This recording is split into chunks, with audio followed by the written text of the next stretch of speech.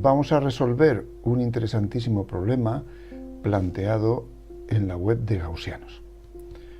Al final daré un enlace con la descripción del problema concreto. Bien, en el caso de Gaussianos se trata de resolver lo siguiente. Tenemos un cuadrado de lado 1 y suponemos que giramos 45 grados este lado y formamos un nuevo cuadrado del lado 1 usando el lado girado. La intersección de este lado del nuevo cuadrado con este lado del cuadrado antiguo, junto con estos puntos, nos permite generar un triángulo. Se nos pide el área de este triángulo. Bueno, yo voy a resolverlo de una forma general, es decir, voy a considerar un cuadrado también de lado 1, por simplicidad, y voy a suponer que este lado gira un ángulo en el sentido positivo, alfa, generando un nuevo cuadrado, también de lado 1, intersecando estos dos lados, intersecándose en este punto, y con estos tres puntos, que llamaré O, P y Q, formo un triángulo y voy a hallar su área en función del ángulo girado. Advierto que ese ángulo solamente podrá estar entre 0 y pi medios, medido en radianes. Muy bien, ¿qué es lo que hago? Evidentemente, el área del triángulo OPQ no es nada más que un medio de la base, es decir, de la longitud OP, por la altura, la longitud QP, ¿vale? Lo pongo como vectores. Como esta longitud, la de OP, es precisamente 1, pensemos que lo que hemos hecho ha sido girar el lado de longitud 1 para obtener este nuevo OP. Por lo tanto, esto mide 1. Y el área, su cálculo se ve reducido a obtener la mitad de la longitud del vector QP. Así pues, tendremos que averiguar los puntos P y Q. Bien, averiguar P es relativamente fácil. Precisamente viene en nuestro auxilio la trigonometría. En primer lugar, vamos a suponer que el triángulo está situado en un sistema cartesiano, ¿vale?, de referencia. Así que el punto O podemos decir que es el origen, 0, 0, ¿vale? Si hacemos eso, las coordenadas X e Y de P son fáciles de obtener. ¿Cómo? Bueno, recordemos la trigonometría elemental. Y sería el seno del ángulo alfa, ¿lo veis? Está, por así decirlo, está en realidad en este triángulo o en la circunferencia unidad,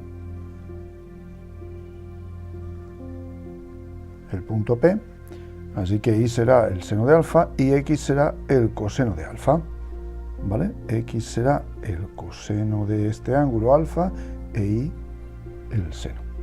Ya tenemos las coordenadas del punto P. Podemos escribir coseno de alfa, seno de alfa. Bien, ¿y cómo obtener las coordenadas del punto Q? Esto es un poquito más difícil, pero no mucho más. En primer lugar, la recta, que llamo T, y que pasa por Q y es paralela al eje de abscisas que he considerado aquí, es una recta que tiene una ecuación muy sencilla, y igual a 1. Eso es fácil de ver, ya que todos los puntos de la recta T tienen precisamente la ordenada igual a 1, independientemente del valor de X. ¿Lo veis? Es una recta paralela al eje X y por ello esta es su descripción, que pasa por punto 0, 1. Y luego la recta S, que es esta otra recta, se puede obtener de una forma muy fácil usando la descripción de punto pendiente. ¿Cómo?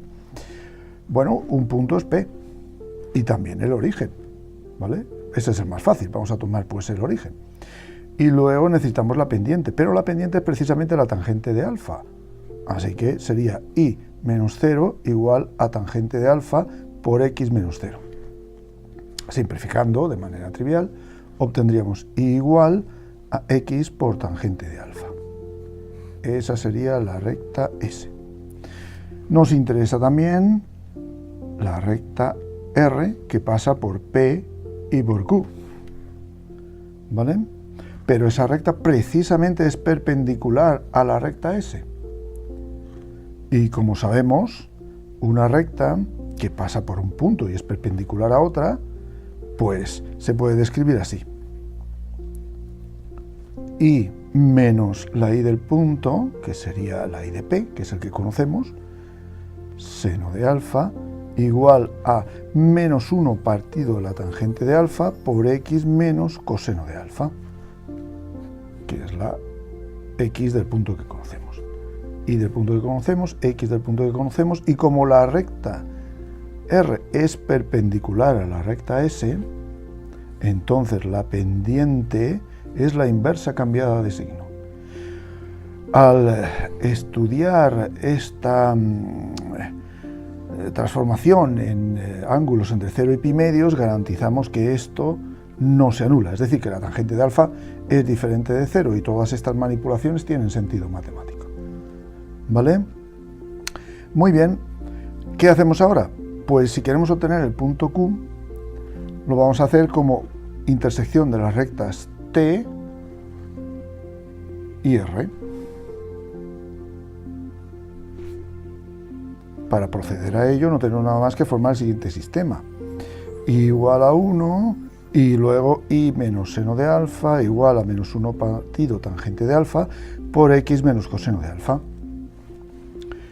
Bien, es muy fácil resolver este sistema, simplemente sustituimos I igual a 1 aquí e intentamos despejar X.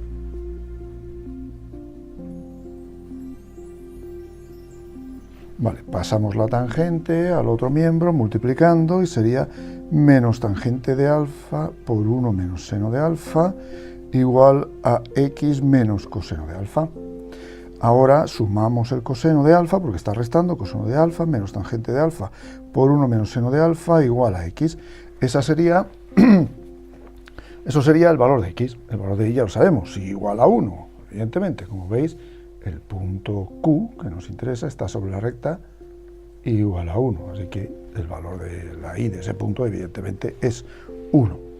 Bueno, vamos a simplificar un poquito esta expresión, ¿vale? La expresión que hemos obtenido para X. Para eso, echamos mano de la trigonometría elemental. Voy a repetirla. Muy bien, X es igual, como he dicho, a coseno de alfa más, menos tangente de alfa por 1 menos seno de alfa. A ver, sí. Bien, es decir, X es igual a coseno de alfa menos seno de alfa partido coseno de alfa, eso es la tangente, por 1 menos seno de alfa. Bien, ¿qué hacemos ahora? Pues operamos directamente en esta recta y se quedaría coseno de alfa al cuadrado partido coseno de alfa menos seno de alfa por 1 menos seno de alfa partido coseno de alfa. Coseno al cuadrado de alfa menos seno de alfa más seno al cuadrado de alfa partido coseno de alfa. ¿Vale? Y como sabemos, seno al cuadrado de alfa más coseno al cuadrado de alfa es 1, de forma que esto quedaría igual a 1 menos seno de alfa partido coseno de alfa. ¿De acuerdo? Esa es la x. ¿De qué punto? Ya lo hemos visto. Del punto Q. Y la y es 1. Así que el punto Q queda descrito así. 1 menos seno de alfa, coseno de alfa, 1. Y el punto P, como ya hemos visto antes, era sencillamente coseno de alfa, seno de alfa. ¿Vale? Lo ponemos aquí. Nos interesa saber precisamente el módulo del vector PQ. Para eso restamos estos dos puntos para obtener el vector PQ y obtenemos coseno de alfa menos 1 menos seno de alfa partido coseno de alfa y seno de alfa menos 1. O, perdón, 1 menos seno de alfa. ¿Vale? Es decir, es el vector QP, el que estoy poniendo. Esto menos esto y esto menos esto. ¿Vale? La coordenada x de P menos la coordenada x de Q. Y la coordenada y de P menos la coordenada y de Q. Vale. Vamos a simplificar un poquito, como antes. Sería coseno de alfa, aquí, coseno al cuadrado de alfa menos 1 más seno de alfa, y luego aquí seno de alfa menos 1. Bien, recordemos precisamente que 1 es el coseno al cuadrado de alfa más el seno al cuadrado de alfa, y eso lo hacemos porque al sustituirlo aquí, coseno al cuadrado de alfa menos seno al cuadrado de alfa menos coseno al cuadrado de alfa más seno de alfa partido coseno de alfa y seno de alfa menos 1 nos facilita el cálculo, ya que se va esto y esto, y de aquí puedo sacar factor común, el seno de alfa, quedando 1 menos seno de alfa, ¿vale? Partido coseno de alfa y luego seno de alfa menos 1. Muy bien, ahora tenemos que hacer el módulo de este vector, pero eso es fácil, porque es la raíz cuadrada de cada uno de sus componentes al cuadrado. Es decir, seno al cuadrado partido coseno al cuadrado por 1 menos seno de alfa al cuadrado más seno de alfa menos 1 al cuadrado. Bien, podemos sacar factor común seno de alfa menos 1 al cuadrado, porque como veréis da igual esta expresión que esta otra. Así que tendríamos 1 menos seno de alfa al cuadrado por 1 más tangente al cuadrado de alfa, ya que el seno partido el coseno es la tangente y al elevar ambos al cuadrado quedaría 1 más la tangente al cuadrado. Si recordamos, 1 más la tangente al cuadrado es precisamente 1 partido el coseno al cuadrado de alfa, y quedaría 1 menos el seno al cuadrado de alfa por 1 partido el coseno al cuadrado de alfa.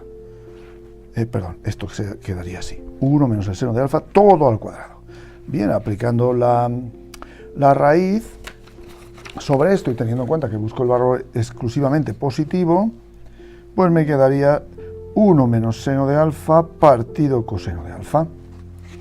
Bien, ¿eso es lo que busco? No, realmente, porque el área he dicho que era igual a la mitad, ¿lo veis? A la mitad del módulo del vector QP o del vector PQ, da igual.